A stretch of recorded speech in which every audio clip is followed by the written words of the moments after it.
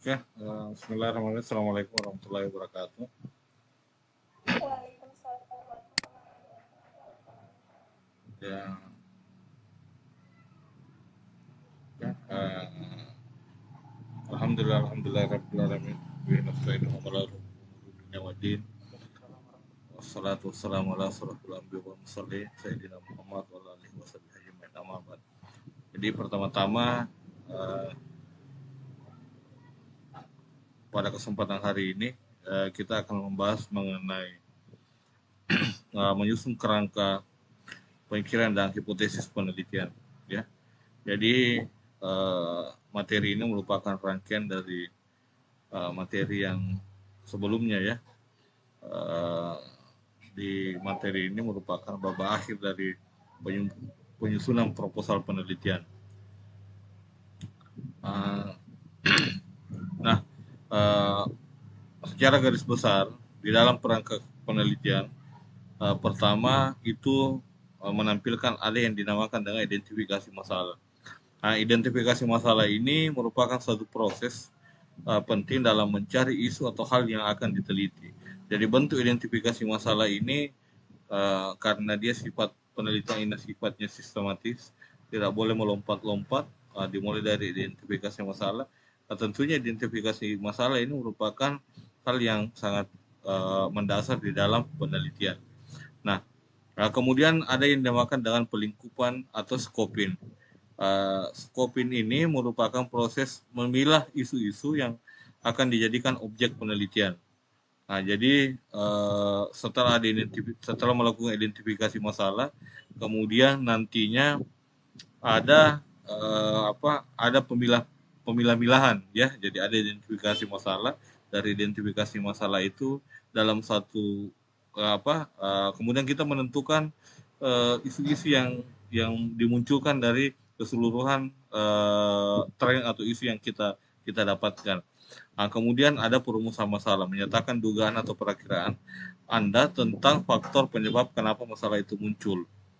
Nah, secara garis besar bentuknya kurang lebih seperti ini bagannya di dalam kerangka pemikiran. Jadi pertama ada identifikasi masalah, kemudian pelingkupan atau scoping, di mana kita nanti akan memilah ruang-ruang di dalam penelitian atau sampai di mana batas penelitian atau sampai mana topik penelitian yang ingin kita teliti.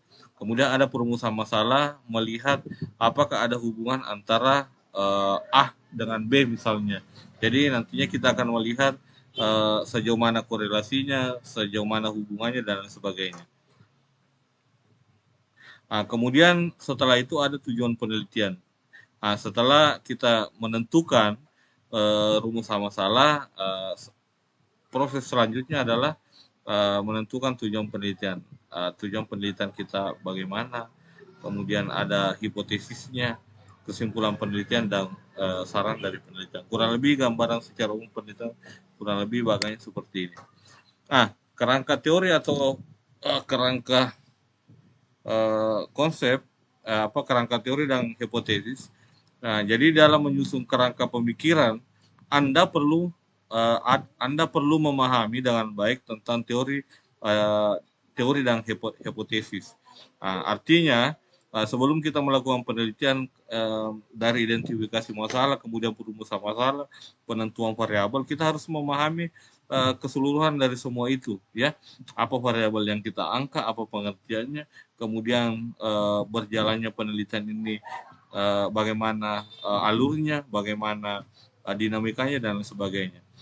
Jadi teori merupakan sekumpulan pemikiran atau konsep, definisi atau usulan yang saling berkaitan untuk menjelaskan suatu fenomena tertentu dengan cara mengspesifikkan hubungan antara berbagai perubah. Artinya penelitian yang kita punya itu dari identifikasi yang kita lakukan tentu nantinya outputnya akan menghasilkan teori atau konsep. Jadi tentu untuk menghasilkan konsep itu didasari juga dengan teori-teori yang matang dari masalah yang kita angkat, dan tentunya itu harus sifatnya sistematis tadi. Bagaimana menentukan identifikasi masalah, bagaimana melakukan pemilihan dengan agar supaya misalnya penelitian kita tidak bias, kemudian bagaimana kita memperkuat kita punya apalagi namanya masalah dengan melihat atau dengan melakukan studi referensi terhadap teori-teori yang kita ingin teliti. Saya kira ini konsep pengertian. Kemudian peran teori dalam penelitian. Nah, peran teori dalam penelitian pertama itu memberikan kerangka pemikiran bagi penelitian. Jadi konsepnya seperti teori ini membentuk sebuah kerangka, ya. Nah, jadi ketika kita melakukan studi referensi, tentu kita merunut dari atas dulu, apa masalahnya, kemudian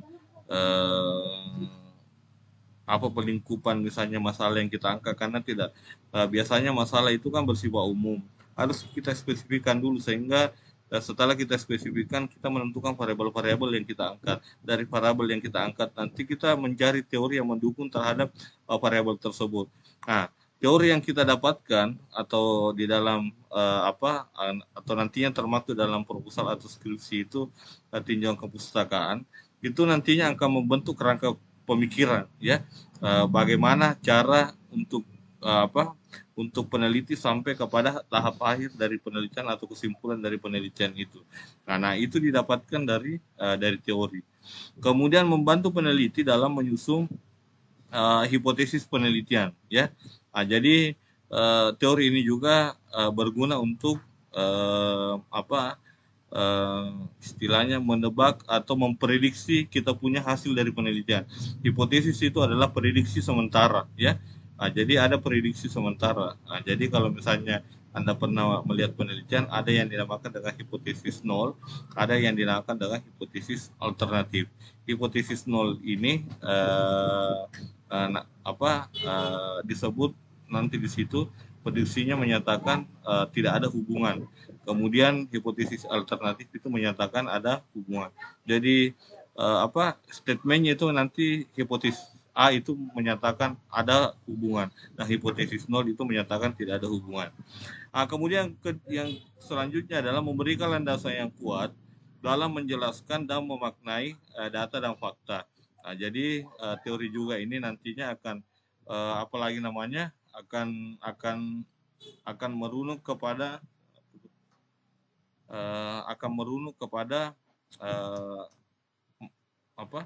akan memperkuat masalah yang kita angkat. Artinya dengan adanya teori ini kita bisa lebih memahami dari aspek manapun variabel yang kita angkat atau masalah yang kita angkat. Contoh misalnya Anda mengangkat sebuah variabel pengetahuan, nantinya teori tentang pengetahuan ini sedikit banyak akan memberikan gambaran bahwa pengetahuan seperti ini. Untuk menguji pengetahuan misalnya harus dilakukan ini, ya. Nah, kurang lebih seperti itu. Jadi peran teori itu adalah dengan adanya teori itu peneliti lebih memahami apa makna atau apa gambaran dari variabel yang mereka angkat atau masalah yang mereka angkat. Nah, kemudian mendudukkan permasalahan penelitian secara logis dan runtut, kemudian membantu dalam membangun ide-ide yang diperoleh dari hasil penelitian. Jadi di dalam teori juga itu nantinya akan memunculkan teori-teori yang yang peneliti pernah teliti sebelumnya, agar supaya bukan menjadi bahan bahan mentah ya bagi kita untuk kita nanti sadu dalam skripsi atau pembahasan, tetapi hasil penelitian yang ada sebelumnya ini memperkuat kita punya penelitian, ya. Nah, sebagai dasar bahwa memang penelitian kita teliti itu punya korelasi antara A misalnya dengan B, ya, punya hubungan antara yang diakibatkan dengan sebab, ya. Nah, seperti itu. Karena kadang juga kita melakukan kadang saya lihat mahasiswa juga melakukan penelitian yang dia sendiri tidak tahu bahwa mana sebab mana akibat, ya. Nah, jadi pemahaman tentang konsep itu tadi, korelasi itu tadi sebelumnya harus dipahami. Nah, di mana didapatkan? Ya tentu dengan kita melakukan studi referensi mengenai mengenai kerangka-kerangka yang kita akan lakukan penelitian atau teori-teori yang kita akan lakukan penelitian.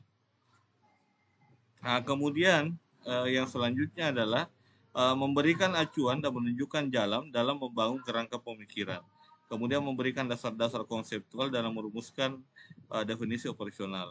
Kemudian membantu mendudukan secara tepat dan rasional dalam mengsintesis dan mengintegrasikan gagasan-gagasannya. Jadi teori ini juga nantinya akan membantu membantu mahasiswa untuk atau menjembatani misalnya dari pengetahuan yang sifatnya dasar ke pengetahuan yang lebih, ya.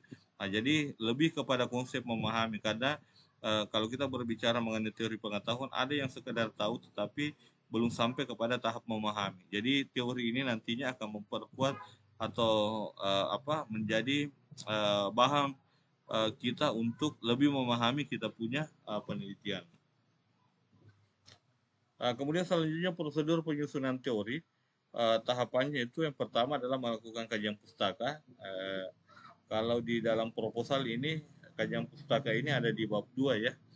Yang biasanya kajian pustaka itu berisi mengenai variabel-variabel yang Anda angkat, atau Anda membahas mengenai hal-hal yang terkait dengan Anda punya topik atau ide atau gagasan dari penelitian itu. Nah, kemudian melakukan sintesa atau memodifikasi antara teori yang satu dengan yang lain. Jadi, teori ini juga akan membantu kita menghubungkan beberapa penelitian, ya, penelitian A dengan B misalnya. Jadi, runtutnya Anda akan melakukan istilahnya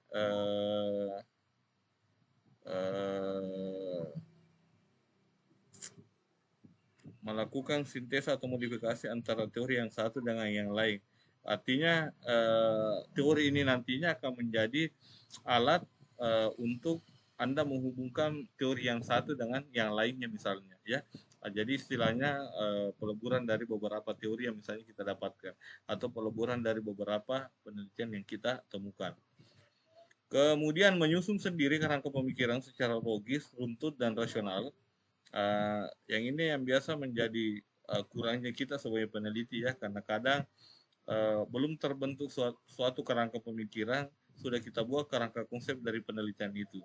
Jadi sebenarnya kita kerangka pemikiran dulu itu harus clear, ya. Setelah kerangka pemikiran clear, maka terbentuklah kerangka konsep, karena kerangka konsep itu berasal dari kerangka pemikiran. Nah, jadi dia harus logis, runtut, dan rasional. Nah, artinya kerangka pemikiran itu harus bersifat sistematis, ya. Dimulai dari awal. Jadi kalau Anda mau integrasikan dengan kita punya keilmuan, itu seperti penyimpanan KDM, ya. Bagaimana manifestasi kliniknya, apa yang menyebabkan, kemudian nanti penyimpangannya apa, atau kemudian setelah ada penyimpanan kebutuhan itu terbentuklah sebuah diagnosa. Diagnosa inilah yang membentuk sebuah gagasan yang termaktub di dalam sebuah judul, dan statementnya itu nanti akan berbentuk judul penelitian. Nah, kemudian merumuskan hipotesis. Setelah menyusun kerangka pikir, kita merumuskan hipotesis. Kemudian setelah merumuskan hipotesis, kita melakukan penelitian untuk menguji hipotesis, ya. Yang selanjutnya adalah merumuskan teori baru. Jadi hasil dari penelitian itu akan berbentuk teori baru. Tetapi tidak semua penelitian itu nantinya akan menghasilkan teori baru. Bisa saja sebuah penelitian itu memperkuat penelitian yang ada sebelumnya. Jadi untuk memperoleh hasil penelitian yang baik, studi pustaka harus memenuhi prinsip pemutakhiran dan keterkaitannya dengan permasalahan yang ada. Jadi secara prinsip bahwa penelitian yang kita lakukan harus punya data yang konkret, valid, dan updating, ya. Jadi dia harus sifatnya terupdate. Utamanya data-data yang merunut mengenai isu dan tren, ya. Kalau misalnya buku terhadap teori tertentu, ya oke lah, tidak ada masalah, walaupun mungkin ya namanya teori itu setiap saat bisa berubah, tetapi ada beberapa hal yang dari teori itu yang mungkin kita tidak mengalami perubahan ya. Jadi kurang lebih bahwa eh, bagaimana nanti ketika kita ingin menghasilkan penelitian yang baik, tentu harus didukung kepustakaan yang baik juga ya. Artinya data yang kita dapatkan mulai dari bab 1 sampai bab 3 itu betul-betul dia data data updating ya. Walaupun mungkin ada misalnya mungkin data-data yang bukunya Anda sadur misalnya dari apa lagi namanya eh, dari di bawah tahun 2000 misalnya contoh Anda menyadur buku atau konsep mengenai metodologi penelitian misalnya dari buku-buku peneliti yang sudah ahli misalnya atau expert di bidang metodologi yang apa-apa itu, tetapi yang jelasnya referensi itu terkait mengenai itu tidak lebih dari 5% ya. Jadi kalau di daftar pustakanya itu boleh ada satu dua, tetapi tidak lebih dari 5% dari keseluruhan daftar pustaka itu yang misalnya referensinya harus baru. Ya, nah ini ada penjelasannya. Jadi apabila menggunakan literatur dengan beberapa edisi, maka yang digunakan adalah buku dengan edisi terbaru. Jika referensi tidak terbit lagi, referensi tersebut adalah terbitan terakhir, dan bagi yang menggunakan jurnal sebagai referensi, pembatasan tahun terbitan tidak berlaku. Ya, jadi kalau misalnya Anda melakukan mendapat jurnal-jurnal penelitian, jadi is okay ya, tidak ada masalah. Kalau misalnya penelitiannya itu dilakukan dari jauh-jauh tahun misalnya, atau beberapa ada lebih 10 tahun misalnya dan sebagainya. Kemudian hipotesis. Jadi hipotesis ini tadi kita bahas di penjelasan sebelumnya. Ini merupakan penyertaan mengenai hubungan antara dua variabel atau lebih mengenai suatu fenomena. Fungsinya itu sebagai pedoman dan memberikan arah penelitian ya. Kemudian sumber hipotesis ini berasal dari teori pemikiran deduktif, berasal dari pengalaman peneliti dan fakta dari lapangan atau pemikiran induktif ya.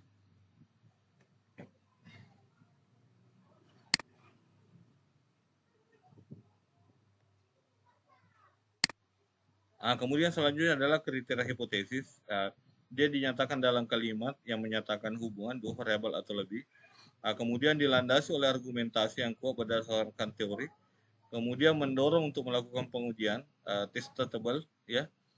Disusun dalam kalimat yang singkat dan jelas atau konsis, konsisten dengan teori yang ada. Kemudian memiliki argumentasi yang jelas dan dapat dipertanggungjawabkan secara rasional.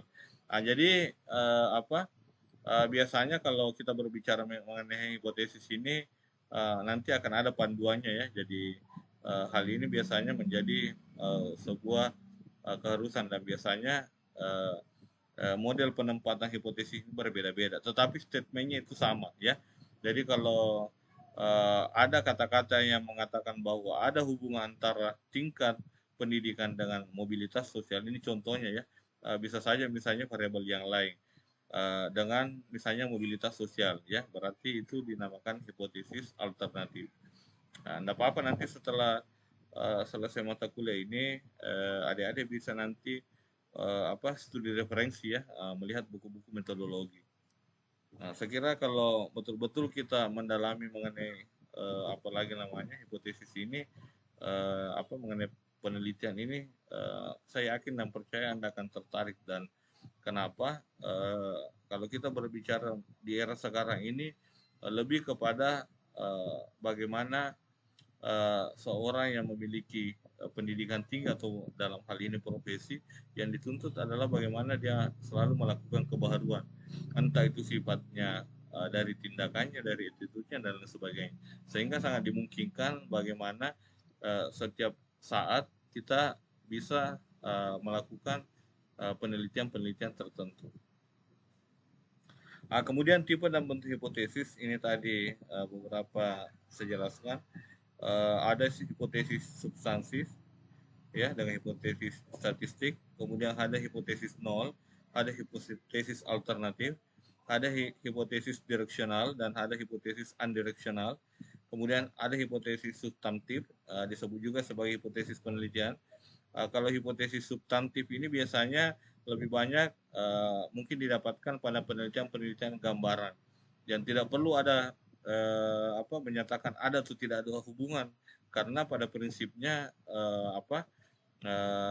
hasil yang diharapkan adalah untuk melihat gambaran.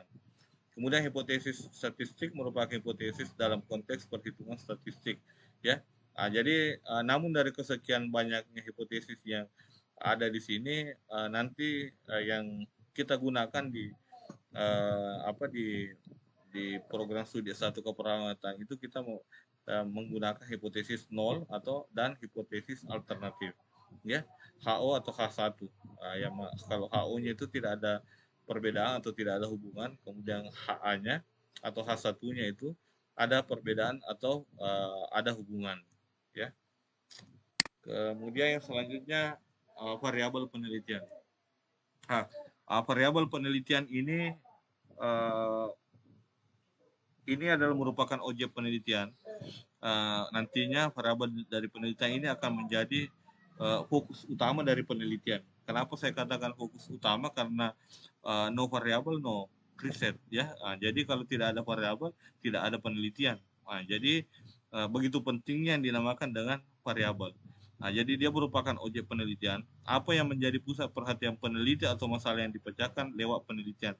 Jadi apa yang ingin dicari, apa yang ingin dihubungkan, apa yang ingin dikorelasikan, apa yang ingin dilihat frekuensi atau gambarannya, itu yang dinamakan variabel, ya. Jadi topik utama dari penelitian itu adalah variabel itu sendiri. Kemudian dia juga merupakan topik atau tema penelitian. Objek penelitian dibedakan menjadi dua, ada yang dinamakan dengan konstanta, yaitu objek penelitian yang sifatnya tetap atau konstan. Kemudian variabel itu sendiri merupakan objek penelitian yang menunjukkan adanya variasi atau perbedaan di antara individu yang diteliti. Jadi dalam satu masalah itu nanti kita membuat variabel.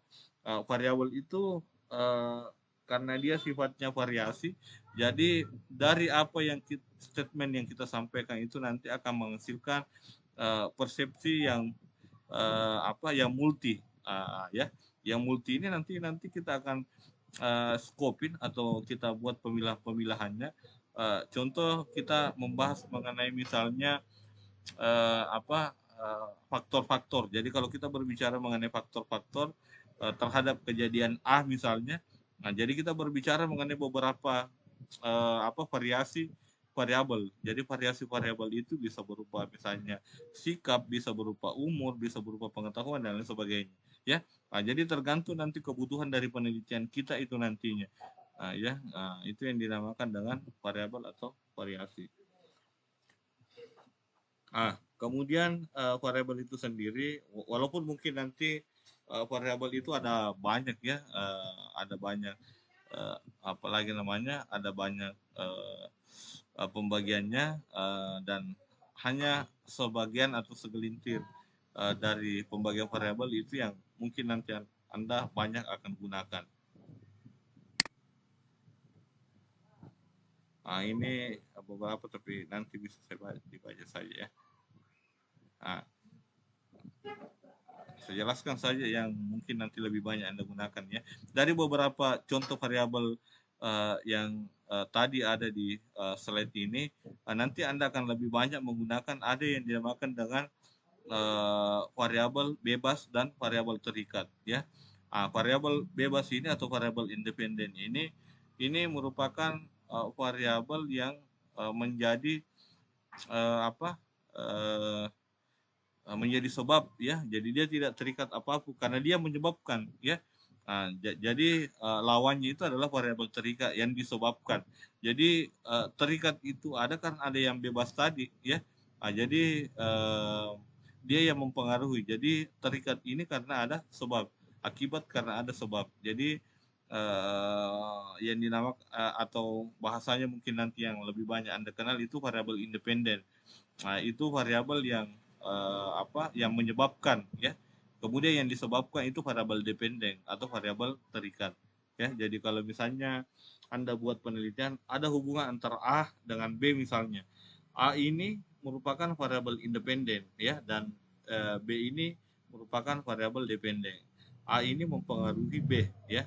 Jadi A-nya itu variabel independen atau variabel bebas, B-nya itu menjadi variabel terikat. Kemudian ada nanti yang dinamakan dengan variabel antara atau variabel moderat. Variabel antara atau moderat ini misalnya hubungan misalnya kejadian DBD, misalnya hubungan pengetahuan dengan kejadian DBD.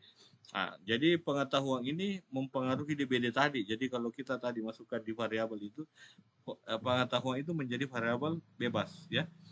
Kemudian DBD itu menjadi variabel dependen. Tetapi di antara variabel bebas dan dependen ini ada variabel antara. Variabel antaranya itu adalah nyamuk Aedes aegypti yang menjadi penyebab langsung ya.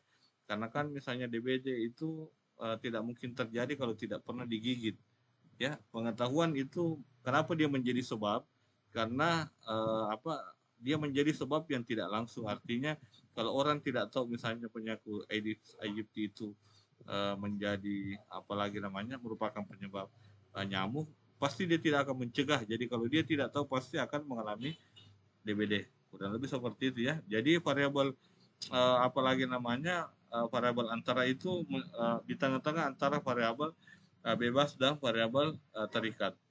Kemudian ada yang dinamakan dengan variabel pengganggu ya, atau intervenin ya, atau biasa disebut menjadi variabel perancu ya. Jadi dia merupakan pengganggu. Contoh misalnya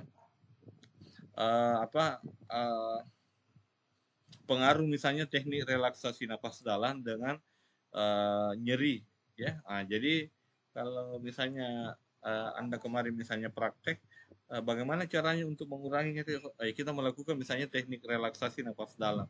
Tapi nyeri itu tidak hanya relaksasi nafas dalam yang bisa mengurangi nyeri.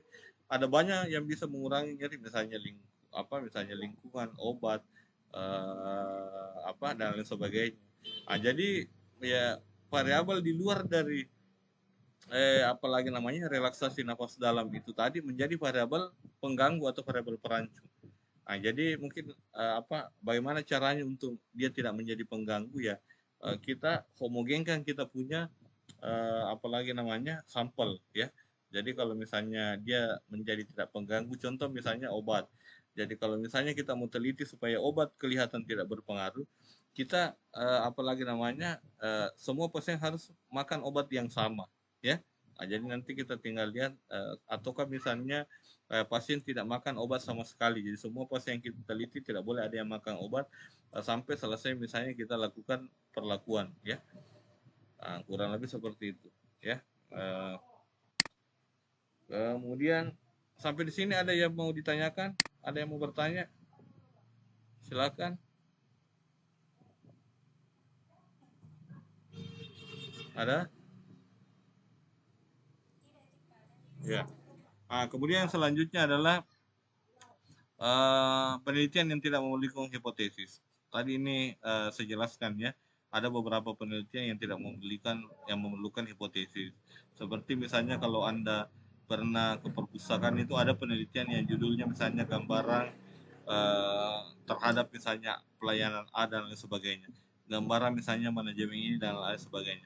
Itu salah satu variabel yang tidak memerlukan hipotesis.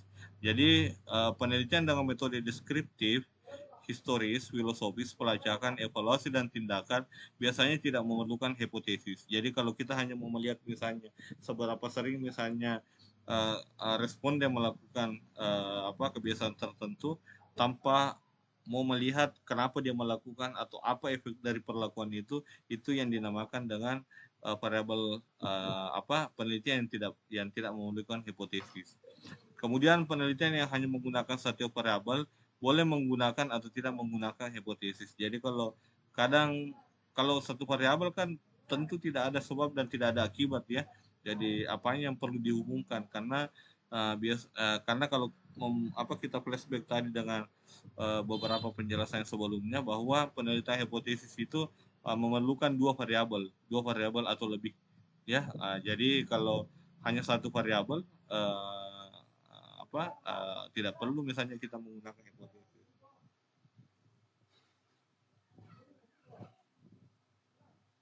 Nah, kemudian cara pengumpulan informasi atau data, nilai dari variabel penelitian ya.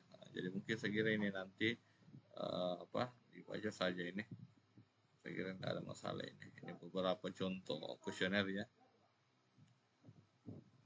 Ya, jadi dari beberapa contoh ini ini merupakan adalah instrumen, dan ini salah satu contoh ya. Jadi tidak semua instrumen itu berbentuk angket.